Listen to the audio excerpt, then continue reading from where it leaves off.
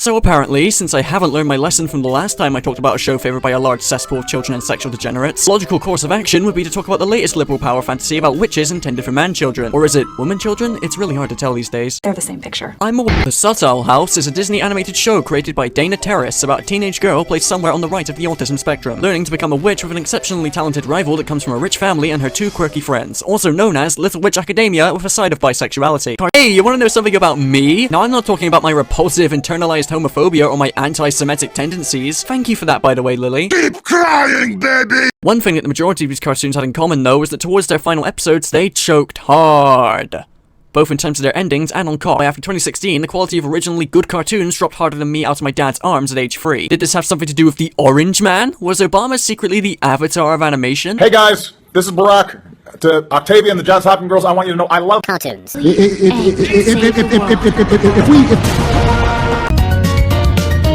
Subtle House is shit. Okay, I'll try to be serious. It's like playing one of your video games without the stick of happiness. Do you mean the joystick? I can't believe they let that get past the censors. For those of you who don't get the joke, the joystick is a metaphor for penis. Now I am king and queen! Best of both things! Ida is a bit of a mixed bag for me because on one hand, Gus and Willow are just kinda there. Also, and pacing so horrendously fast that it will give J.J. Abrams a run for his money. At least that's one thing they have in common. Luz as a character is likable overall, but she's not one of the hyperactive girl characters that animated programs have been churning out as of late. Oh great, as of writing the script, there's another one. They're spreading! Oh god, they're spreading! Burn them alive! Wait, what's this, Disney? When we were greenlit, I was told by certain Disney leadership that I could not represent any form of bi or gay relationship on the channel. What a twist! Oh, I get it. So Disney's progressive and pro-LGBT. Except they aren't. But they kind of are.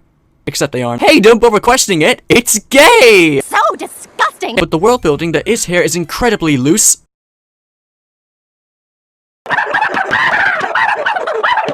Ida's sister randomly blurts out that she's the one who cursed her just to win an argument. What a compelling backstory! That's exactly how you get success nowadays. Checkmate, homophobes. What a believable character! Ends up being about as shallow as Luz's IQ points. Luz no se da! Confetti! Ida also has a sister named Lilith. What's up, killer? Now, first of all, character progression is gay anyway. Of course there's no place for it. You go, Disney. What's a cunt? Nothing too out of the ordinary, except for the fact that if your phone breaks from falling from that height and you clearly bought it from a black market, didn't you lose, you fucking scab? And you what? What the fuck have you brought upon this Christian land, you refrigerated cunt waffles? Meaning Principal Bump either forgot about the law for 1 second. Danny kind of forgot about the Iron Fleet. Oh, jog on. Or he just really didn't want Luz to be in his school. Gotta admit, that's a pretty good power move. Yeah, I'm gonna study everything! It's really lucky that everyone in this world has a chromosomal disorder and can't tell the difference between a human and an actual abomination. Like, are you taking the fucking piss? Oh. I'll teach you how to be a witch, but you have to work for me before you learn any spells. Oh, thank God, some actual plot progression. You've covered snow, so now it's on to smelling moss. Now the trick is, you really gotta get it up in there. Get on with it! Yes, get on with it! Or was Ida getting high on moss supposed to be an insightful learning experience? Well, it wouldn't be the first time children's programming has tackled substance abuse. It's me! This is my future? It is if you don't get off those drugs! If you didn't gather that obvious subtext, then don't worry, they put in a lot of effort to make sure you remember. All of the characters in the show have some kind of chromosomal disorder, but Lilith here has to have fucking Alzheimer's if she can't tell this is Luz. Oh, thank goodness, a familiar face! You're Ida's sister, right? Is it Libby? No. Limby? Who the fuck are you? Or were they just really confident in the show being a success? If that's the case, then it certainly paid off for them. I should probably talk about it, you know? The thing. The gay. Watch your fucking mouth. Now calm down. I'm not here to express my disgusting xenophobia. I'm actually here to talk about why I think the romance between Luz and Amity is one of the most rushed romance stories I've seen in animation as a whole. Oh? Who did you want to ask out? Oh, it's not important.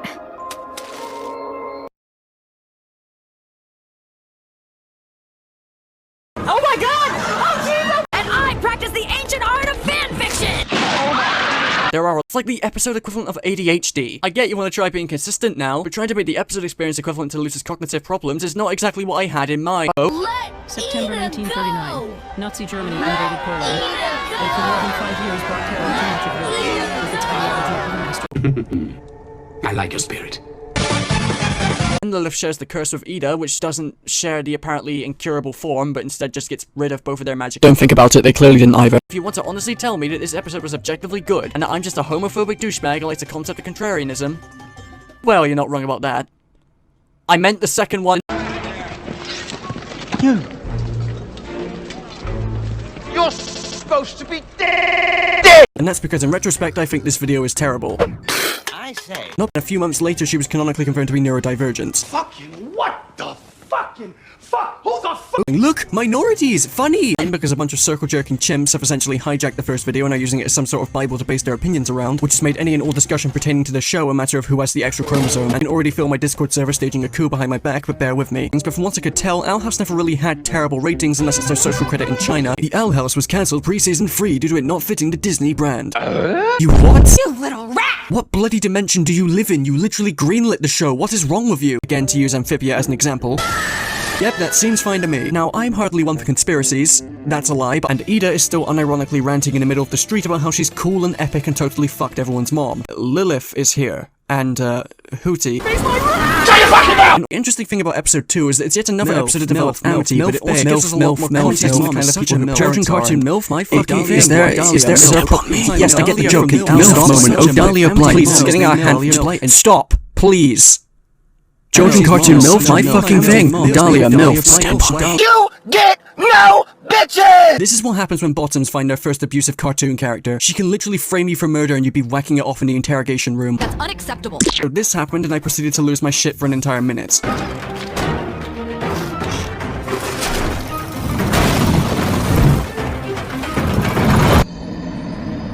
It was just a bunch of goblin creatures in a trench coat who was bathing in stolen money. What did Dana mean by this? It ends up being responsible for why my Twitter timeline was assaulted by Lumity fan art for most of the summer. Okay, obligatory correction so I don't wake up with a pipe bomb in my mailbox. Lose is bi. I have to mention that because apparently some people think describing this as bi erasure. I don't get how that works, but alright. Oh yeah, then Disney started going apeshit. You always have a way of sneaking into people's hearts. Don't let your kids watch it! When suddenly the Golden Guard takes the entire nest, but the ship gets attacked by... Who? I genuinely can't remember your name, but she's gone completely batshit between seasons and is homicidally jealous of the Golden Guard. No wonder Bella's trusts him more. Man just pulled the greatest bros before hoes moment of the millennia. I unironically stand. He's a twink. Amity Blight, do you want to go out with me? No. First of all, I don't hate Hootie that much, he has his moments. But who was the disgruntled masochist who thought having him be the narrator of the episode was a good idea? No matter what language you watch it in, it is grating and I wanted to swallow a spoonful of pills halfway into the episode. Dear God, someone shut him up already! Oh, thank God. Fighting! And in his rage, he releases an ultrasonic wave when he shouts. Hootie cries and then the segment ends. The fuck? Wow, that's an ending. Because this bellows. Try that again and things won't end well for you. And this bellows. I love the young people. Feel like two separate entities. Anyway, loses the common cold. Oh, sorry, mold. And no, I'm not talking about the demonic rats that are behind the store. Cool, talking rats. Now come here, I'll tell you how to be a rat. Although he can sound a bit too much like Sonic the Hedgehog having a mental breakdown. What? No, absolutely not! We made a verbal agreement! I quit heroing! And I quit this stupid group! And guys, if you're stressed out over not having a decent MILF, boom, there you go, problem solved. I'm still not sure about Loser's Stone Toss lip, but I can ignore that. And the thematic substance here is so much more than just, oh, you have a Tumblr blog? Yes. Badass, let's do a crime! This franchise is like a phantom that I regularly see at the corner of my eye, waiting until I'm desperate for view. The Roundhouse is getting real! I actually never planned on watching this as I considered it to be low-hanging fruit. However, I am slightly a psychopath and a masochist at heart, and watched it out of sheer boredom, hoping to receive some ironic enjoyment.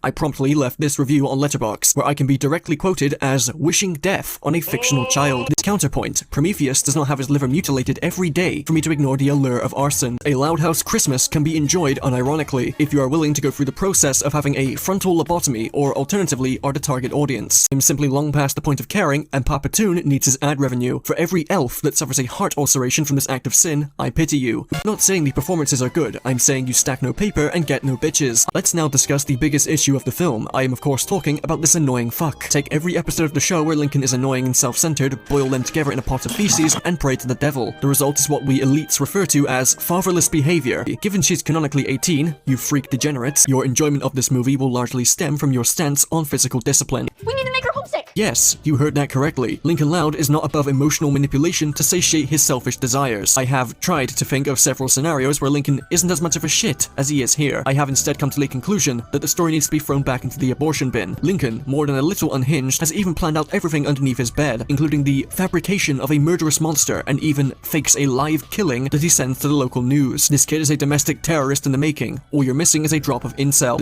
Swagger here, I'm now to get together and chat. I'll see you, spoon. A small price to pay for salvation. We've got a big day of sabotage ahead of us. This kid is so evil, what the hell? I really want your family to stay for Christmas, but I'm not willing to kill someone over it. Professionals have standard. It just doesn't lend well whatsoever to live action, as it just proves that everyone in Royal Woods suffers from a chromosomal disorder, and gives me more justification to spite anyone and anything that comes from Michigan, being a stereotype of hardcore survival characters and freely assaulting a guy holding up a boom mic on live television. Can't have shit down in Michigan. For the unearned emotional scene. Symptoms upon viewing it may include a loss of the will to live, or in my case, psychopathic laughing fits. Giving birth to Lincoln Loud is not a liability I would wish on anyone. Mom's gonna kill me! Nope.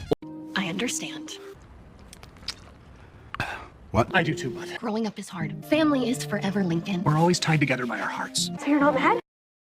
Fellas, if your child says this after you rather leniently say you understand why they caused thousands of dollars in damage, caused a neighborhood terrorist incident, brought misery upon your entire family, and ruined your vacation plans, they need to be sterilized. This is it. All I know is that I am, once again, always right. I apologize for having a massive cock and correct opinions on everything. It's not my fault.